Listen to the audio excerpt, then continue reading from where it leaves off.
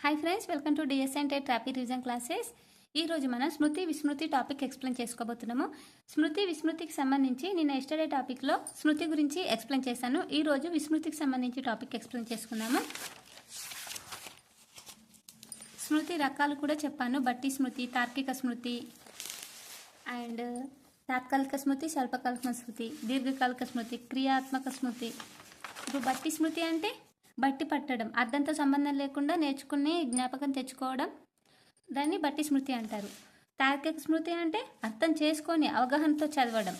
Next స్వల్పకాలిక స్మృతి అంటే 20 నుండి 30 సెకండ్లు మాత్రమే గుర్తుంచుకునేది స్వల్పకాలిక స్మృతి. దీర్ఘకాలిక స్మృతి అంటే జీవితాంతం గుర్తుంచుకునేది, జీవితాంతం గుర్తుంచుకునే దాన్ని ఎలాబొరేటరీ రిహార్సల్ ఆర్ దీర్ఘకాలిక స్మృతి అంటాం. క్రియాత్మక స్మృతి అంటే ప్రయత్నపూర్వకంగా ఏదైనా ప్రయత్నం చేసి నేర్చుకోవడాన్ని క్రియాత్మక స్మృతి అంటారు. నిష్క్రియాత్మక అంటే ఎటువంటి ప్రయత్నం లేకుండా విని చూసి నేర్చుకోవడాన్ని నిష్క్రియాత్మక స్మృతి అంటారు కదా. ఇవన్నీ నేను ఆల్రెడీ ఎక్స్ప్లెయిన్ చేశాను వీడియోలో. ఇప్పుడు విస్మృతి అనగా మర్చిపోవడం, మరుపు మనిషికి ఒక వరము ఆర్ శాపం. గతంలో నేర్చుకున్న విషయాలను పునఃస్మరణ చేయలేకపోవడమే విస్మృతి అని అంటారు. ఎవరు అనే శాస్త్రవేత్త విస్మృతికి సంబంధించి ఒక నిర్వచనం ఇచ్చారో అదేంటో చూద్దాం. నేర్చుకున్న విషయాన్ని జ్ఞాపకం తెచ్చుకోలేకపోవడమే విస్మృతి అంటారు అని చెప్పారు. ఇందులో శాస్త్రవేత్తకు సంబంధించి ఇన్ఫర్మేషన్ యూజ్ కాదు, ఓన్లీ ఈ బాక్స్ అనేది చాలా చాలా యూజ్ అవుతుంది. ఇది ఇప్పుడు నేర్చుకుందాం. నిమిషాలు, రోజులు, విస్మృతి శాతం, స్మృతి ధారణ. మనం ఏదైనా టాపిక్ 20 నిమిషాలు చదివినాం అనుకోండి, ఆ 20 నిమిషాలు చదివింది 47% మర్చిపోతాం. అందులో మనకు గుర్తుండేది 53% మాత్రమే. 50 నిమిషాలు చదివినాం అనుకోండి, అది 50% మర్చిపోతాం. 50% మాత్రమే గుర్తుంటుంది, ఎందుకంటే ఇది రివిజన్ చేయకపోతే. ఓకేనా. ఒక రోజు చదివింది 66% మర్చిపోతాం. అందులో గుర్తుండేది 34%. ఈ రోజు నేను ఇది చదివిన అనుకోండి, రేపు నాకు 34% మాత్రమే గుర్తుంటుంది, 66% మర్చిపోతాం. రివిజన్ చేస్తే మళ్ళీ టోటల్ గుర్తొస్తుంది. 2 రోజుల్లో చదివింది 69% మర్చిపోతాం, 31% మాత్రమే గుర్తుంటుంది. 15 రోజుల్లో 75% మర్చిపోతాం, 25% మాత్రమే గుర్తుంటుంది. 31 రోజుల్లో అంటే ఒక నెల క్రితం చదివినాం అనుకోండి, అది 78% మర్చిపోతాం, 22% మాత్రమే గుర్తుంటుంది. ఈ box very very important. TET and డిఎస్సిలో ఆల్రెడీ దీనికి సంబంధించి బిట్స్ అడిగారు కాబట్టి వెరీ వెరీ ఇంపార్టెంట్. ఇక్కడ ఇంపార్టెంట్ నోట్, ఏదైనా విషయాన్ని అభ్యసించిన తర్వాత ప్రారంభంలో విస్మృతి శాతం ఎక్కువగా ఉంటుంది, కాలం గడిచే కొద్దీ తక్కువగా ఉంటుంది. ఇది ఇంపార్టెంట్. నెక్స్ట్ విస్మృతికి గల కారణాలు తెలుసుకుందాము. విస్మృతికి గల కారణాలు: అనుపయోగం వల్ల విస్మృతి, అంటే ఉపయోగించకపోవడం వల్ల విస్మృతి ఏర్పడుతుంది, అంటే రికాల్ చేయకపోవడం వల్ల విస్మృతి ఏర్పడుతుంది. స్మృతి చిహ్నాల క్రమ విరూపణం, అంటే సరిగా గుర్తుంచుకోకపోవడం వల్ల విస్మృతి ఏర్పడుతుంది. అవరోధం, దమనం, కావాలని మర్చిపోవడం, అవరోధం కలిగితే. కన్సల్టేషన్, వేర్పాటు. మరి కన్సల్టేషన్ అంటే ఏంటి, ఎవరికైనా తెలుసా? వేర్పాటు అంటే ఏంటి? ఇవేంటో మనం తెలుసుకుందాం ఇప్పుడు. అనుపయోగం వల్ల విస్మృతి అంటే గతంలో నేర్చుకున్న విషయాలను ఎక్కువ కాలం పాటు ఉపయోగించకపోవడం వల్ల విస్మృతి జరుగుతుంది. అయితే దాన్నే మన అనుపయోగం వల్ల విస్మృతి అంటాం. అంటే నేర్చుకున్న విషయాలు రికాల్ చేయకపోవడం వల్ల, ఎక్కువ కాలం పాటు ఉపయోగించకపోవడం వల్ల విస్మృతి అనేది ఏర్పడుతుంది. ఎగ్జాంపుల్, చలన కౌశలాలకు ఇది వర్తించదు. అంటే చలన కౌశలాలకు వర్తించదంటే సైకిల్ తొక్కడం, అంటే మన కాళ్ళ ద్వారా తొక్కుతాం కాబట్టి వీటికి వర్తించదు. ఈత కొట్టడం దానికి వర్తించదు. పాఠశాలలో ఉపాధ్యాయులు డ్రిల్లింగ్ హోంవర్క్ని ప్రోత్సహించాలి. డ్రిల్లింగ్ హోంవర్క్ని చేయకపోవడం వల్ల విస్మృతి ఏర్పడుతుంది. నెక్స్ట్ స్మృతి చిహ్నాల క్రమ విరూపణ అంటే ఏంటి అంటే నేర్చుకునే విషయాలను మధ్య చీలికలు ఉన్నప్పుడు, లేదా 2 అంశాలు క్లిష్టతగా ఉన్నప్పుడు, లేదా సారూప్యం లేనప్పుడు స్మృతి చిహ్నాలు క్రమంగా విరూపణ చెందుతాయి. అంటే నేర్చుకునే అంశాల మధ్య సారూప్యత లేకపోవడం వల్ల స్మృతి చిహ్నాలు అనేది సరిగ్గా ఏర్పడవు, కాబట్టి విస్మృతి అనేది ఏర్పడుతుంది. దమనం అంటే ఏంటి? ఇది ఒక రక్షక తంత్రం. కావాలని మర్చిపోవడం, ఏదైనా విషయాన్ని మనం కావాలని మర్చిపోవడం దాన్ని దమనం అంటారు. దీనినే ప్రేరేపిత విస్మృతి అని కూడా అంటారు, దమనాన్ని. ఇది వెరీ వెరీ ఇంపార్టెంట్. ఓకేనా.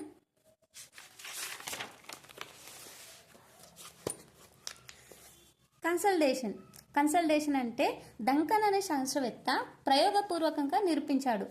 డంకన్ డంకన్ అనే శాస్త్రవేత్త ప్రయోగపూర్వకంగా నిరూపించాడు. ఏంటంటే నేర్చుకునే విషయం మొదటి నిమిషంలో స్మృతి నిర్మాణం ఎక్కువగా ఉంటుంది.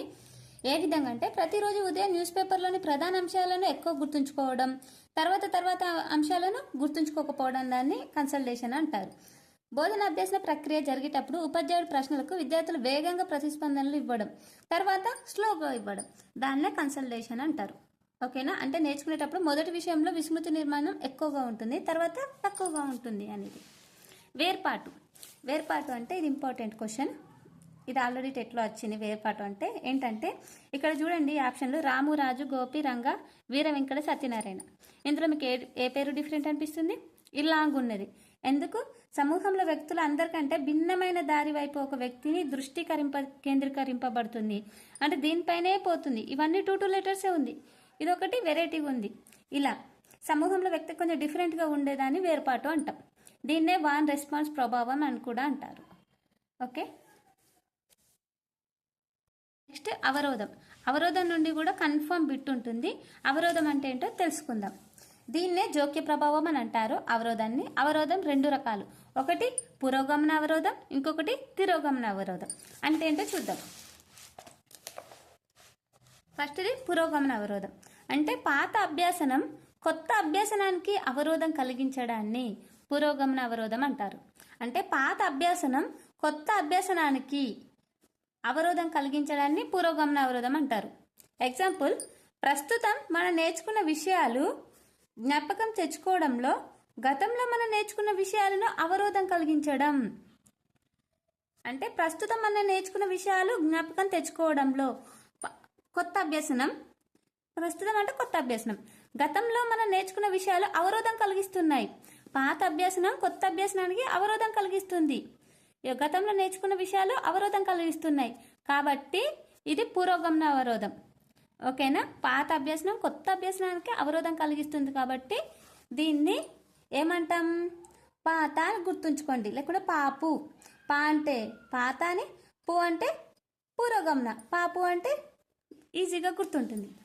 తిరోగమన అంటే కొత్త అభ్యసనం పాత అభ్యసనానికి అవరోధం కలిగించడం. ఇక్కడనేమో పాత అభ్యసనం కొత్త అభ్యసనానికి అవరోధం కలిగించడం, ఇక్కడ కొత్త అభ్యసనం పాత అభ్యసనానికి అవరోధం కలిగించడం. ఓకేనా? అంటే ఎట్లా అంటే గతంలో మనం నేర్చుకున్న విషయాలు జ్ఞాపకం తెచ్చుకోవడంలో ప్రస్తుతం నేర్చుకున్న విషయాలు అవరోధం కలిగించడం. కొత్త అభ్యసనం పాత అభ్యసనానికి అవరోధం కలిగించడం, దాన్ని తిరోగమన అవరోధం అంటాం. కొత్తదే అవరోధం కలిగిస్తుంది కాబట్టి దీన్ని కోతి అని గుర్తుంచుకోండి. కొత్త, కోతి. తి అంటే తిరోగమన, కో అంటే కొత్త. Okay, difference. ఇందులో ఒక క్వశ్చన్ అడుగుతాను. ఒక విద్యార్థి మొదట ఏ నేర్చుకున్నాడు, తర్వాత బి నేర్చుకున్నాడు. అంటే ఫస్ట్ ఏ నేర్చుకున్నాడు, తర్వాత బి నేర్చుకున్నాడు. ఏ అంశాలను పునఃస్మరణలో బి అవరోధం కలిగిస్తే బి అవరోధం కలిగిస్తుంది. అంటే బి కొత్తది, బి అవరోధం కలిగిస్తే దాన్ని ఏమంటారు?